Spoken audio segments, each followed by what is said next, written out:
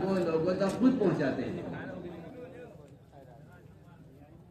اللہ کے دین کا پیغام لوگوں تک خود پہنچاتے ہیں. اللہ ان کے دلوں سے اپنے غیر کا خوف نکالے. یہ بالکل میں قرآن کی آیت کا صاف ترجمہ کر رہا ہوں کہ دوسروں تک بذات خود دین کی دعوت پہنچائے بغیر میں اللہ کی قسم کھا کر آپ سکے کہ مسلمان نہیں تو باقی ہے. چاہے اس لیے معلومات بھی کتنی ہو جتنی باقی رہ سکتا. یہ قرآن کا فیصلہ ہے. اپنے دین پر استقامت، اپنے دین پہ صلابت، اپنے دین پر آدمی کا بڑی بڑی حکومتوں اور قوانین کے مقابلے میں مسلمان کو دین پر کرنا 100 بار اللہ کی قسم کھا کر تم سے کہتا ہوں صرف اور صرف دعوت پر موقوف ہے. آپ چاہے اس کو مبالغہ کہیے، چاہے آپ اس کو جو ہے غلو کہیے، یہ آپ کی بکواس ہے. اس لیے کہ آپ نے کبھی قرآن حدیث کو غور سے پڑھا نہیں. بالکل اٹل ہے فیصلہ کہ محمد صلی اللہ علیہ وسلم کے طریقے دعوت کو اپنائے بغیر مسلمان باقی نہیں رہ سکتا. یا تو یہ داعی بن کر رہے گا یا مدعو بن کر رہے گا، یا تو یہ باطل کو دعوت دے گا حق کی طرف. اگر یہ خدا کی قسم یہ کام نہیں کرے گا تو یہ باطل کی دعوت کا لبیک کہے گا اور یہ باطل کی دعوت کو قبول کرے گا. یہ بالکل آپ کو پکی ٹھکی بات قرآن حدیث کی روشنی میں دلائل کے ساتھ عرض کرتا ہوں. آپ سمجھتے ہیں ترجمہ نکلنا سیدھی سیکھنے کے لیے.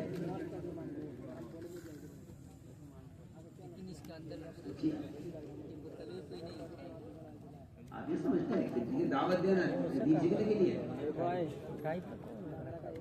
دعوت اللہ.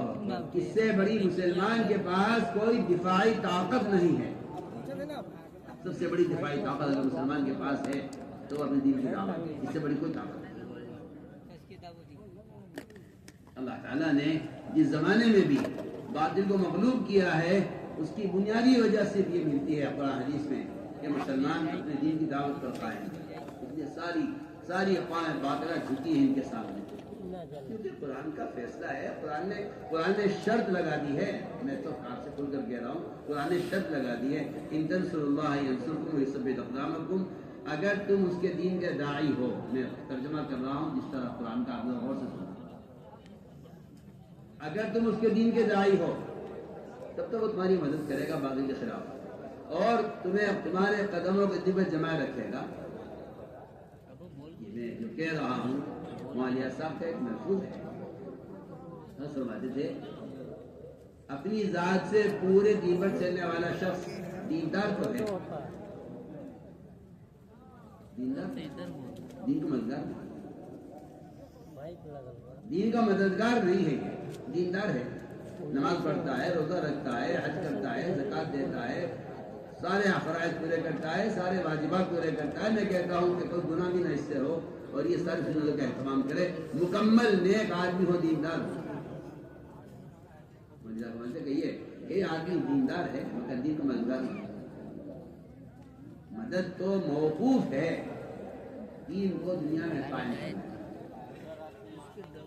اس لیے اس بات پر سب غور کہ مسلمان کے پاس اگر یہ دعوت کی دفاعی طاقت نہیں ہے تو بس باطل اس کے معاشرے پر بھی غالب آئے گا، اس کے فرائض پر بھی غالب آئے گا، اس کے پورے دین پر غالب آ جائے گا. مسلمان ہی کہتے دین چھوڑ دے گا. کسی کیا کہتے ہیں، نہ حالات ہے، نہ ماحول ہے، نہ ہماری حیثیت ہے، نہ ہمارے اندر طاقت ہے. ہم کیا کر سکتے ہیں؟ کہیں جا نہیں سکتے اور یہاں دین پر چل نہیں سکتے. لہذا یہ غیبی ان تمام مددوں سے بالکل محروم ہو کے رہ جائے گا جو غیبی مدد دعوت پر نہ دے. آپ چاہیے کہ صحابہ کی سیرت پر غور کریں کہ جب تک یہ امت اپنے دین کی دعوت کو لے کر پھرتی رہی، یہ بادشاہوں سے اس طرح بات کی کسی غلام سے بات کی. اس لیے ہم نے عرض کیا کہ دعوت ہے اصل بنیادی فریضہ اپنے دین پر استقامت، جس کا خاصہ یہ ہے حضرت تھانوی رحمۃ اللہ علیہ یہ مرتبہ بھی ملتا ہے کہ جس چیز کو اپنے اندر پیدا کرنا چاہتے ہو باعتبار کمال کے، باعتبار حقیقت کے، اس کی دعوت دوسروں کو دو. یہاں تو ایک جہالت اور ایک بے وقوفی عام ہو گئی ہے لوگوں میں کہ جو آدمی عمل نہ کرے وہ دعوت نہ دے کیونکہ وہ خود عمل نہیں دعوت کیسے دے گا؟ اور قرآن کو غلط سمجھنا، غلط بیان کرنا اور اسے دلیل بنا کر پیش کر دینا، لِمَ تَقُولُونَ مَا لَا تَفْعَلُونَ، کیا آپ اس کام کو کرتے نہیں اسے کہتے کیوں ہو؟ دیکھیے تو صحیح، یہ کہنا جس کام کو آپ کرتے نہیں اسے کہتے کیوں ہو، یہ بالکل علماء نے لکھا ہے، یہ ایسا ہے جیسا کوئی آدمی نماز چھوڑنے کی وجہ سے روزہ بھی چھوڑ دے۔ ایک آدمی نماز نہیں پڑھتا تو کیا روزہ بھی نہ رکھے کہ بھائی آپ نماز نہیں پڑھتے روزے کیوں رکھتے ہیں؟ پہلے آپ نماز تو پڑھیے پھر روزے بھی رکھ لیں گے؟ نہیں، نماز چھوڑنا مستقل گناہ ہے، روزہ نہ رکھنا مستقل گناہ ہے۔ اس طرح علماء نے لکھا ہے کہ عمل نہ کرنا مستقل گناہ ہے، دعوت نہ دینا مستقل گناہ ہے۔ کہاں کوئی یہ کہہ دے کہ میاں پہلے آپ عمل کریں پھر دعوت دیں؟ دعوت مستقل کھیل ہے، نماز پڑھنا مستقل ہے۔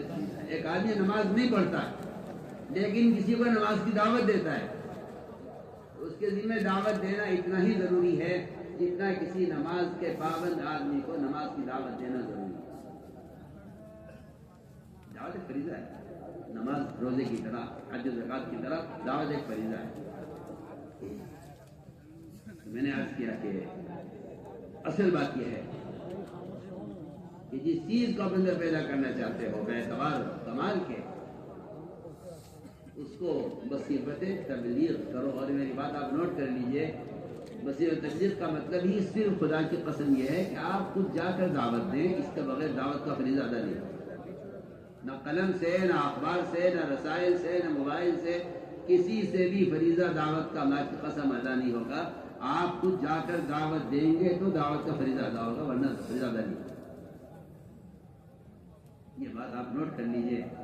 یہ جو آج کل ایک خیال ہے کہ دعوت دینے کا کوئی ایک طریقہ نہیں ہے، جس طرح چاہو دعوت دو، بالکل غلط خیال ہے۔ آپ کو غور کرنا پڑے گا محمد صلی اللہ علیہ وسلم اور آپ کے صحابہ کی دعوت دینے کا طریقہ غور کرنا پڑے گا کہ وہ دعوت کیسے دیتے ہیں۔ آپ صلی اللہ علیہ وسلم نے خود اپنی ذات سے اپنے صحابہ کو دور اور نزدیک خود دعوت دینے کے لیے بھیجا۔ ایک شخص کا آپ نے شادی میں جاؤ فلاں جا کے دعوت دیا، اس نے کہا کہ جس سے تم دعوت دے رہے ہو اللہ کی، وہ پیتل کا ہے، تانبے کا ہے، لوہے کا ہے، واپس آ کے یہ کہا میں پھر جاؤ ہمارے بات ان کو بات پہنچا چکی ہے، چھوڑو وہ جانے ہدایت مقدر میں ہوگی آپ مل جائے گی، نہیں ہوگی نہیں ملے گی، پھر جاؤ۔ پھر گئے، پھر جا کے کہا پھر نے جواب دیا، پھر گئے، پھر جا کر کہا پھر یہ جواب دیا۔ آپ بار بار بھیجتے رہے یہاں تک کہ آسمان سے بجلی گری اس پر اور اس نے اسے ٹکڑے ٹکڑے کر دیا۔ سمجھ اس زمانے میں لوگوں نے اپنی حماقت سے اور اپنی بے وقوفی سے یہ طے کر لیا ہے کہ دعوت دینے کے لیے خود چلنا پھرنا کوئی ضروری نہیں ہے۔ تو اس زمانے کی بات ہے جب اسباب وسائل اور ذرائع موبائل نہیں ہوا کرتے تھے، اتنے لوگ پھرا کرتے تھے، تو بات پہنچانے کے ذرائع ہیں، پھرنے کی ضرورت ہے۔ میں حیران ہوں اس بات سے کہ کوئی ذریعہ بات کے پہنچانے کا آپ کو دعوت کے فریضے سے کیسے روک سکتے ہیں؟ سوچیے۔ میرا سوال ہے، سب سے ایک سوال ہے، اگر کوئی مشین ایسی تیار ہو جائے جو نماز کے سارے ارکان ادا کر دے، تکبیر تحریمہ سے لے کر سلام پھیرنے تک، کیا آپ کہہ سکتے ہیں کہ مشین نماز پڑھ لے گی، مجھے کیا ضرورت ہے؟ ہو سکتا ہے؟ بتائیے کیا خیالات ہے آپ کا؟ یہ کہنا کہ دعوت اور کے ذرائع اور بھی ہے بات کے پہنچانے کے، میں آپ سے سوال کر رہا ہوں، آپ میرے سوال کا جواب دیجیے۔ اگر کوئی ایسی مشین تیار ہو جائے جو نماز کے سارے فرائض ادا کر دے تو کوئی مشکل نہیں۔ آج کل کے زمانے میں ٹیکنالوجی ترقی کر رہی ہے، اگر وہ ایک ایسی مشین بنا دیں جو رکوع بھی کرے، سجدہ بھی صحیح کرے، اس میں سے قرات کی آواز بھی آئے اور تسبیحات بھی پوری کرے، سب کچھ کرے مشین، بتائیے آپ کہہ سکتے ہیں کہ ہاں نماز ادا ہو گئی ہے، اس مشین کے ذریعے نماز پڑھی؟ نہیں، آپ کے بدن کا استعمال نماز ہے، ہم کہتے ہیں آپ کے بدن کا استعمال دعوت۔ میرے دوستوں، یہ سب سے بنیادی فریضہ ہے، اور میں صاف کہہ دیتا ہوں آپ سے، اور یہ بات آپ نوٹ کیجئے گا اور یہ بات آپ یاد رکھیے گا کہ خود دعوت دیے بغیر ایمان کی تکمیل نہیں ہوتی۔ سب سے بڑا فریضہ اسلام وہ ایمان کا فریضہ ہے، اور اس کی تکمیل خود جا کر دعوت دیے بغیر اس کی تکمیل نہیں ہو سکتی۔ چاہے آپ تہجد پڑھتے ہوں، تلاوت کرتے ہوں، ذکر کرتے ہوں، روزہ رکھتے ہوں، حج کرتے ہوں، زکوٰۃ وقت پر دیتے ہوں، سب کچھ صحیح ہے، لیکن ایمان کو کمال تک پہنچانے کے لیے بنیادی جو شرط ہے، بنیادی جو سبب ہے، وہ آپ کا جا کر دوسروں کو نیکی پر آمادہ کرنا، لوگوں کو برائی سے بچانا، اس کی آپ خود کوشش کریں، یہی ایمان کی تکمیل کا ایک سبب ہے۔ میری بات آپ کو غور سے سنیں، میں جو کہہ رہا ہوں اس سے بہت سے لوگ ناواقف ہیں، کیونکہ کبھی قرآن کو غور نہیں کیا، کبھی سوچا نہیں اس کو کہ ہم سے وہ فریضہ چھوٹ رہا ہے جس فریضے کے ادا کرنے پر ایمان کی تکمیل موقوف ہے۔ آپ میری بات پر توجہ دیں، اس فریضے کے ادا کرنے پر ایمان کی تکمیل موقوف ہے، جبکہ ایمان لانا ہر مسلمان کے ذمہ مرد یا عورت فرض عین ہے۔ اتنا ایمان لانا فرض عین ہے جتنا ایمان مسلمان کو حرام سے روک دے، اتنا ایمان ہر مسلمان مرد عورت کے ذمہ فرض عین ہے۔ آپ بتائیے، آپ مسلمان سود کھا رہا ہے، جھوٹ بول رہا ہے، غیبت کر رہا ہے، نماز ضائع کر رہا ہے،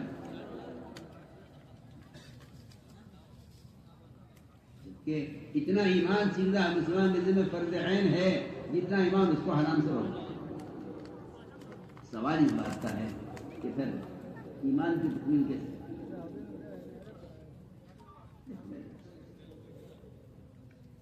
ایمان کی تکمیل کے لیے صحابہ کرام کا ایک معمول ہے۔ ہم تبلیغ کے کام کو ایک تنظیم اور ایک تحریک اور ایک تبلیغی جماعت کے طور پر سوچتے ہیں کہ ایک جماعت ہے جو کام کر رہی ہے، ایک کام کر رہی ہے، ایک جماعت ہے کام کر رہی ہے۔ یہ سوچ بہت سطحی سوچ ہے، یہ بہت سطحی سوچ ہے۔ اصل بات یہ تھی کہ امر بالمعروف نہی عن منکر کا فریضہ جو ہر مسلمان مرد عورت کے ذمہ فرض عین ہے، اس کو مسلمان اس ارادے سے ادا کرے کہ اس سے میں اپنے ایمان میں کمال پیدا کرنا چاہتا ہوں۔ میں سے بہت آسان بات ہے،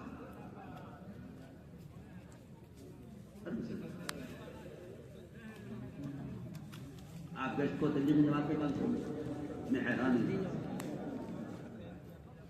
آپ گشت کو تبلیغی جماعت کے کام سمجھیں،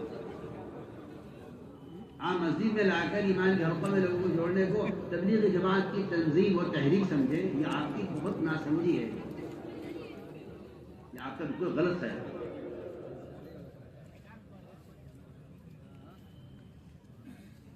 میں کہہ رہا کہ ایمان کی تکمیل فرض عین ہے ہر مسلمان کے ذمہ، امر بالمعروف نہی عن منکر فرض عین ہر مسلمان کے ذمہ۔ پھر آپ یہ کہتے ہیں کہ ٹھیک ہے، یہ تبلیغ جماعت کا طریقہ کار ہے، اس کے علاوہ اور بھی طریقہ کار ہے۔ میں علماء سے بھی عرض کر رہا ہوں، عوام سے بھی عرض کر رہا ہوں۔ امام بخاری رحمۃ اللہ علیہ کا مذہب ہے کہ ایمان میں زیادتی ہوتی ہے،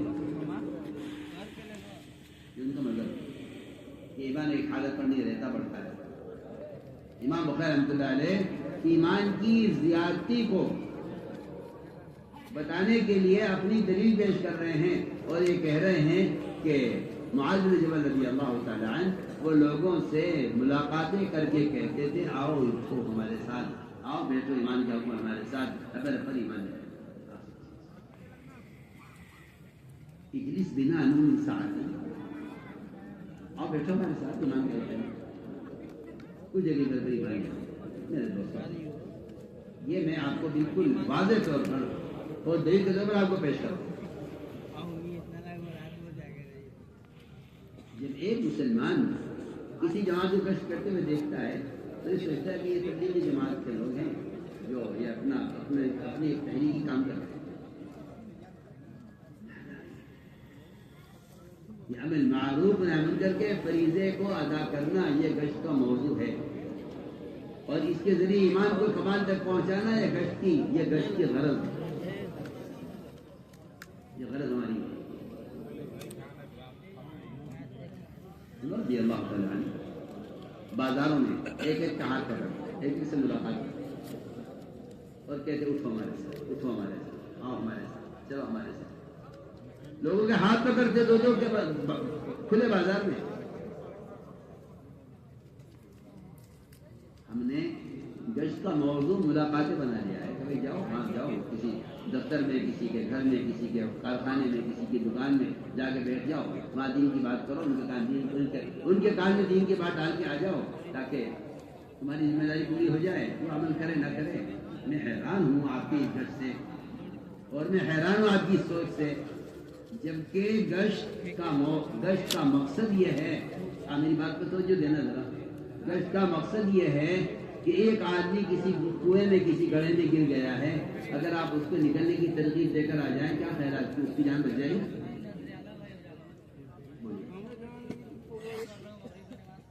ایک آدمی کسی گڑھے میں گر گیا، کسی کنویں میں گر گیا، آپ اس کنویں پر جائیں، اس گڑھے پر کھڑے ہو کر اس کو نکلنے کی ترغیب دے کر آ جائیں، بتائیے کیا اس کی جان بچ جائے گی؟ کیا خیال؟ بنیادی بات ہے۔ گشت کا موضوع ہے کہ یہاں سے آپ ہٹیے، ہمارے ساتھ چلیے، ہمارے ساتھ آئیے، خود بنا اجلس بنا تعال بنا، یہ الفاظ صاحب اکرام کیا گشت کرائے نبی کے اطراف میں۔